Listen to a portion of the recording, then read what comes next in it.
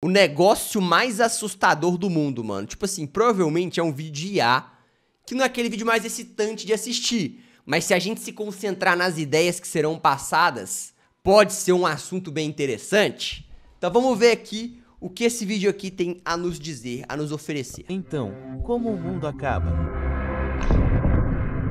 Guerra nuclear, uma praga mortal, asteroides caindo?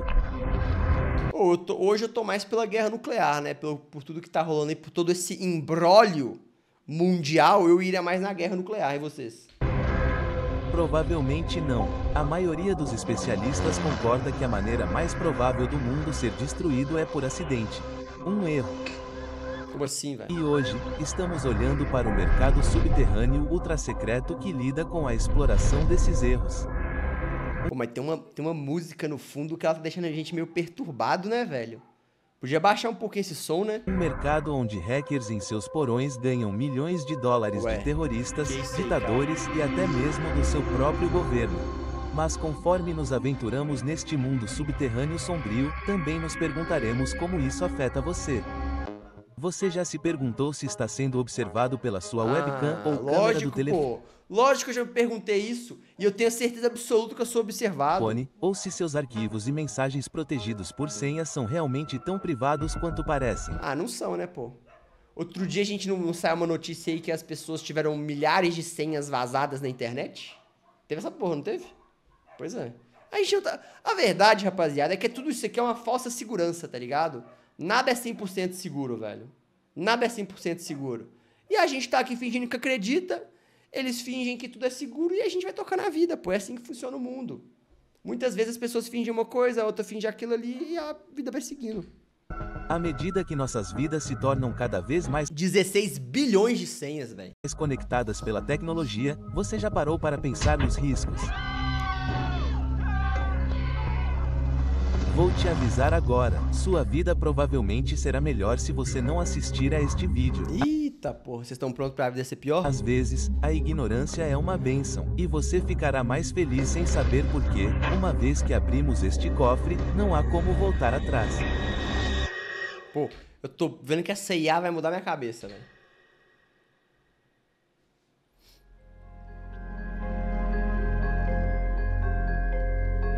Ó! São feitos por humanos, não IA.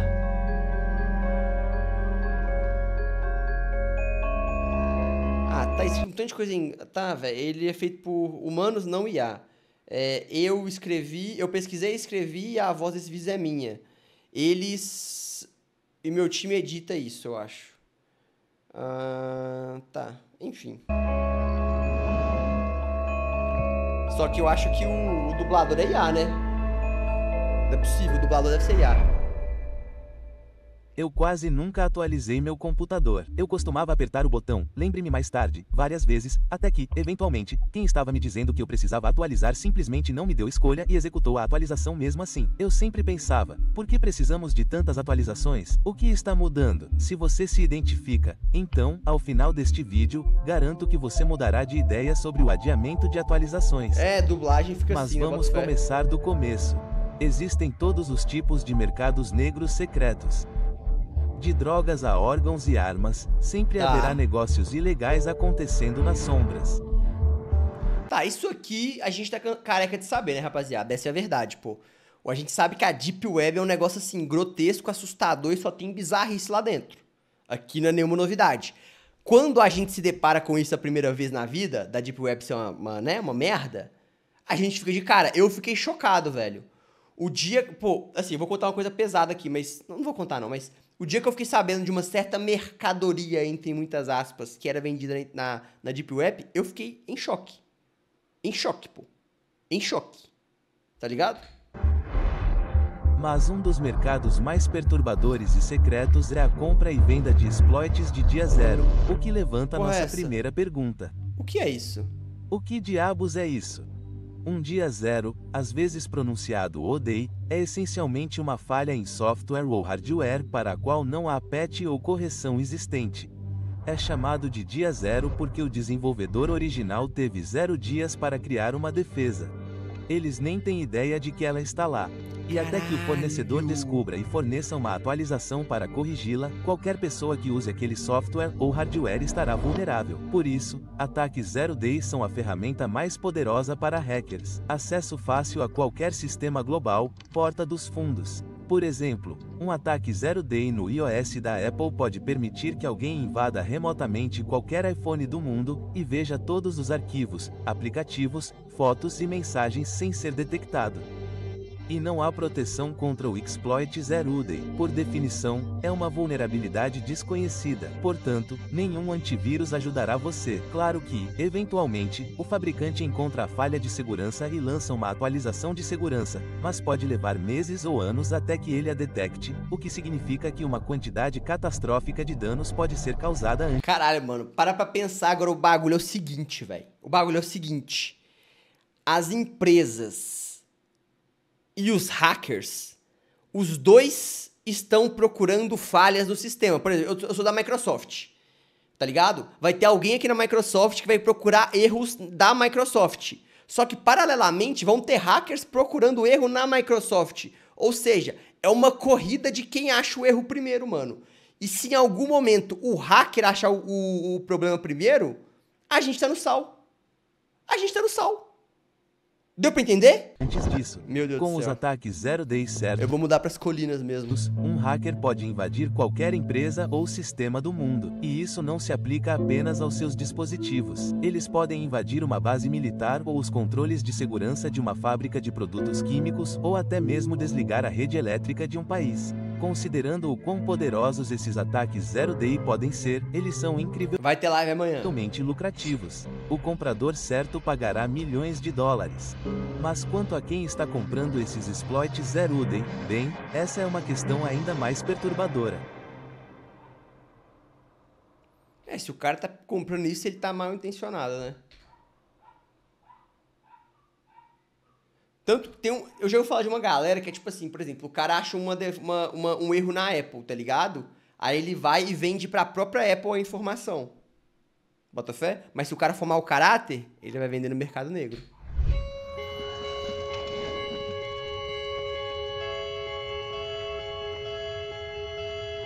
Tudo começou nos anos 80 e 90, quando hackers encontravam bugs em vários softwares. Aí, ó. Isso geralmente era apenas um hobby. Eles estavam curiosos para ver como o código funcionava e se conseguiam encontrar alguma vulnerabilidade nele. Se encontrassem um erro no código, geralmente abordavam essas empresas de tecnologia como Microsoft ou Oracle e as informavam que encontraram uma vulnerabilidade.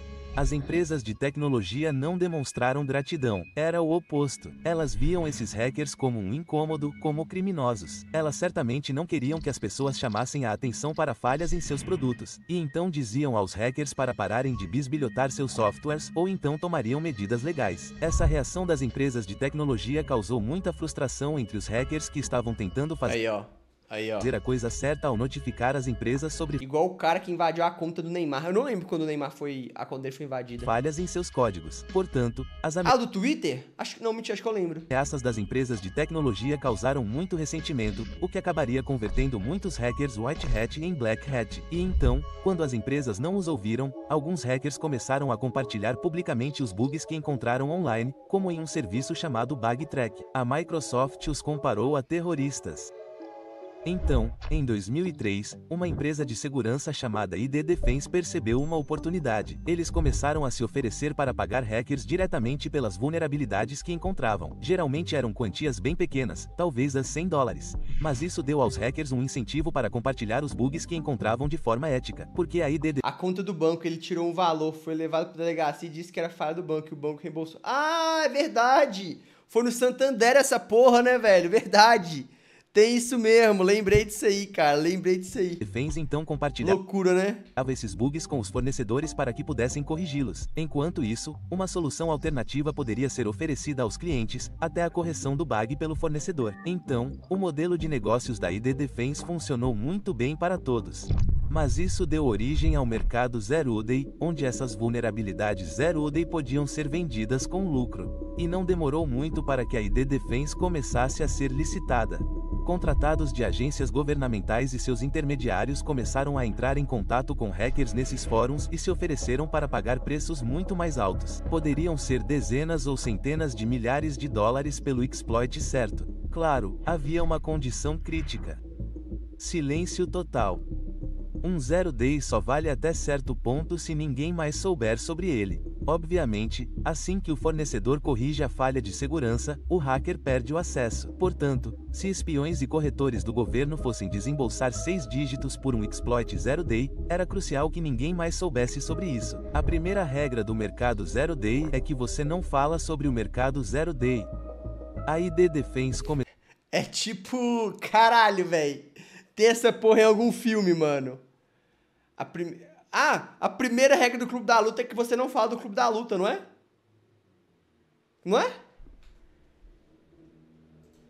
Qual é a primeira regra do Clube da Luta? Você não fala sobre o Clube da Luta. Caralho. Começou a notar que os envios de bugs começaram a cair e alguns hackers começaram a sugerir que tinham opções melhores. No entanto, como essas transações eram normalmente feitas por meio de corretores, os hackers geralmente não tinham ideia para quem estavam vendendo ou como o zero day seria usado. Você está apenas lidando com um intermediário. Você pode esperar que o exploit que encontrou esteja sendo vendido para seu próprio governo, que o usará para espionar terroristas e evitar danos. Na realidade, porém, poderia ser vendido a um Estado-nação desonesto, que o usaria para explodir uma fábrica química e matar civis. Você não tem como saber. É por isso que os vendedores do Zero Day têm sido chamados de mercadores da morte, vendendo as balas para a guerra cibernética. Sabemos pelos vazamentos de Edward Snowden que os Estados Unidos eram um dos maiores players no mercado do Zero Day. Os documentos vazados sugeriam que a NSA havia adquirido uma vasta biblioteca. Depois vocês assistam um documentário desse Snow, não sei das quantas, é doido, é pica, eu já vi. Um documentário é um filme, algo do tipo, mas é muito da hora. Biblioteca de backdoors invisíveis para basicamente todos os aplicativos, servidores e sistemas que você possa imaginar, e eles conseguiam invadir mesmo se um dispositivo estivesse desligado. Mas, essencialmente, todos os países do mundo agora estão ativos no mercado do Zero Day. Inicialmente, o principal motivo para acumular essas explorações era porque elas são a melhor ferramenta para espionagem. Mas agora que usamos o mesmo software em fábricas, usinas nucleares, redes elétricas e oleodutos, essas explorações do Zero Day se tornaram uma nova ferramenta para a guerra cibernética. Claro, exatamente os mesmos Zero Days que poderiam ser usados contra seus inimigos podem ser usados contra você, já que a maior parte do mundo está usando a mesma tecnologia e as empresas de tecnologia adotaram o mantra de agir rápido e quebrar tudo. Mas isso significa que quanto mais código é escrito às pressas, mais bugs aparecem que podem ser explorados. Curiosamente, as empresas de tecnologia mudaram sua Não, o lado obscuro do mundo deve ser bizarro, cara. Bizarro. Atitude em relação aos hackers e, em vez de vê-los como inimigos, perceberam que eles são uma forma barata de garantia de qualidade. Hackers ganham recompensas por descobrir vulnerabilidades em códigos. Muitas empresas usam esse método. O problema são os lucros maiores de corretores Zero Day. As empresas confiam que hackers, ao encontrarem bugs, preferiram receber menos, entregando-os diretamente aos fornecedores para correção, a vendê-los a corretores de falhas Zero Day. Como exemplo, há um corretor Zero Day que compartilha sua lista de preços publicamente, chamado Zerodium. A maioria dos corretores é muito sigilosa sobre para quem vende e por quanto. Porque essa Zerodium tem uma empresa, velho. O Zerodium é transparente e paga entre as $2 e 2,5 milhões por um Zero Day para Android ou iOS que pode acessar totalmente o dispositivo de um usuário. Este é o $2 milhões. Santo Graal dos Zero Days, pois pode acessar quase qualquer dispositivo sem que o usuário precise clicar em nada. Portanto, como você pode ver agora, há um mercado próspero para exploits Zero Day, pois eles podem essencialmente ser armas cibernéticas de destruição em massa, e você pode imaginar o dano que eles podem causar. Só que não precisamos imaginar. Já aconteceu.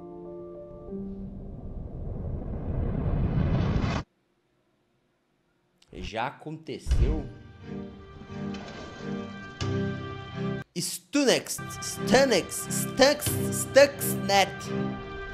É 2010 na sede do programa nuclear do Irã, onde eles estão desenvolvendo Eita armas nucleares. preula. Mal sabem eles foram infectados por um worm de computador malicioso, que é a arma cibernética mais sofisticada que o mundo já viu.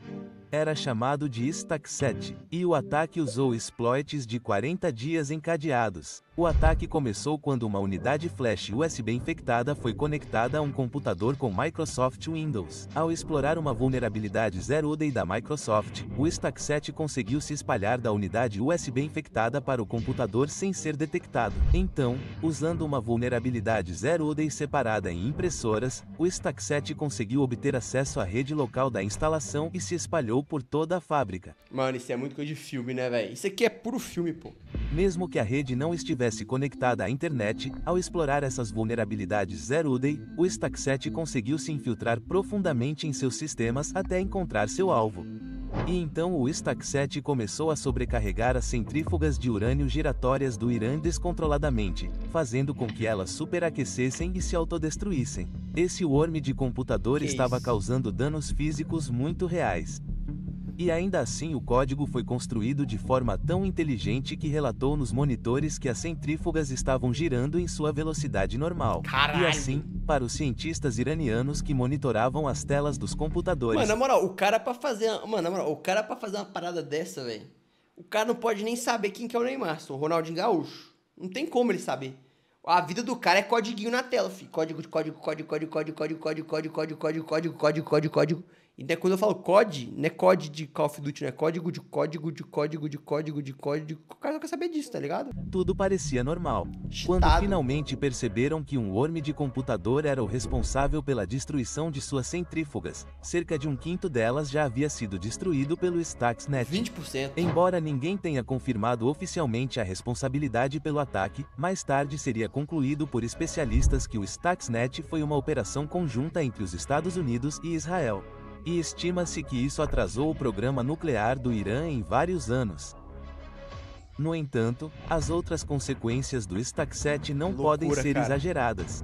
Esta foi a primeira arma cibernética de destruição em massa do mundo. Um ex-diretor da NSA comparou isso ao momento em que a primeira bomba atômica foi usada. Caralho. Uma nova arma estava disponível e não havia como voltar atrás. Mostrou a outros países o que poderia ser alcançado com alguns zero-days usados juntos. Era quase um anúncio. Exato, mano. É você ter uma informação que ninguém sabe e você sabe que, tipo assim, eu posso acabar com a vida na Terra se eu soltar isso aqui pra pessoa errada. Anúncio para os danos e a Tá destruição ligado? que poderiam ser causados com essas armas cibernéticas. E então, após a descoberta de Stuxnet em 2010, o mercado zero-day foi inundado com mais compradores, incluindo países com terríveis históricos de direitos humanos. A corrida armamentista cibernética começou.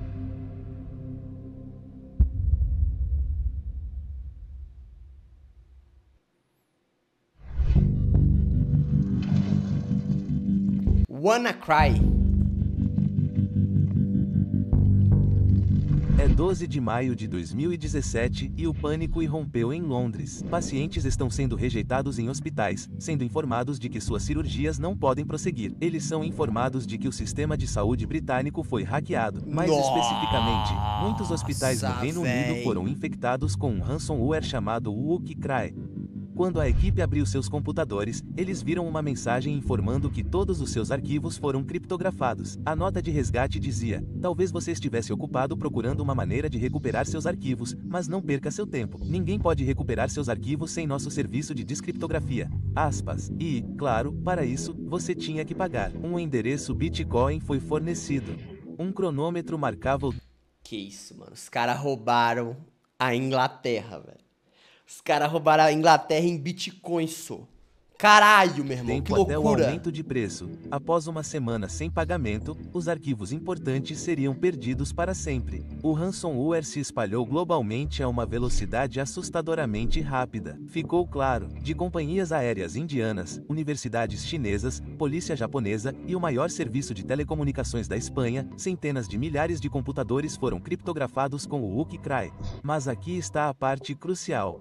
A rápida disseminação dos ataques, os especialistas logo entenderam. Os invasores usaram um exploit roubado da NSA chamado Eternal Blue. Isso apenas demonstrou o risco de os governos acumularem essas vulnerabilidades de dia zero e como esses exploits podem cair em mãos erradas e Ah, então tem, tipo assim, uma lista de coisa pra resolver que todo mundo já sabe, mas tá, tipo, guardada as 7 chaves. Só que se uma dessa porra vaza aí, já era. causar danos incalculáveis. Nesse caso, o ataque foi rastreado até o Lazarus Group, um grupo de hackers conectado ao governo da Coreia do Norte.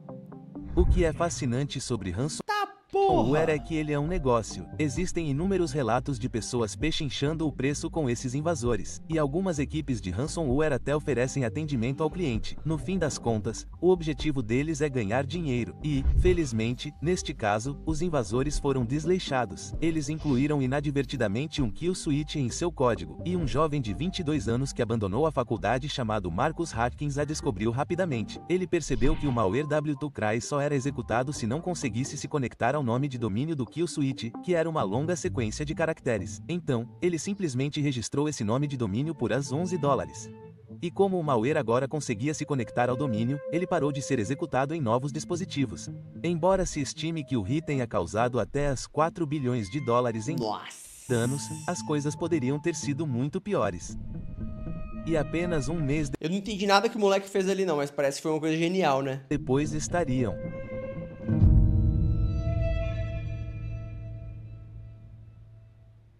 Antes de chegarmos ao próximo capítulo, vamos falar sobre como você pode economizar dinheiro com o patrocinador de hoje, Não. Chip Soul Stage, e também Aqui no Brasil tem primo rico. obtém a economizar Não sei não. 30 mil em caos do atendimento grátis para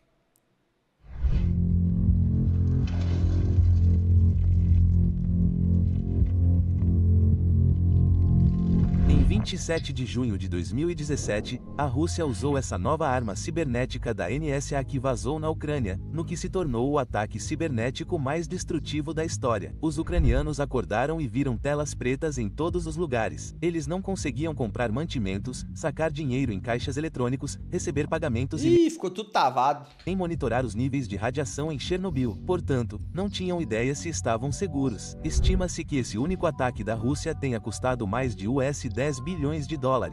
Mas a Rússia estava tão profundamente envolvida em todos os sistemas da Ucrânia que poderia facilmente ter usado esse poder para algo muito mortal. Mas, em vez disso, eles estavam tentando enviar uma mensagem aos ucranianos de que seu governo era fraco e a Rússia era mais forte e estava no controle. Na verdade, eles haviam feito algo semelhante 2 anos antes usando um exploit diferente, quando os russos desligaram brevemente a rede elétrica na Ucrânia, mergulhando o país na escuridão e no pânico.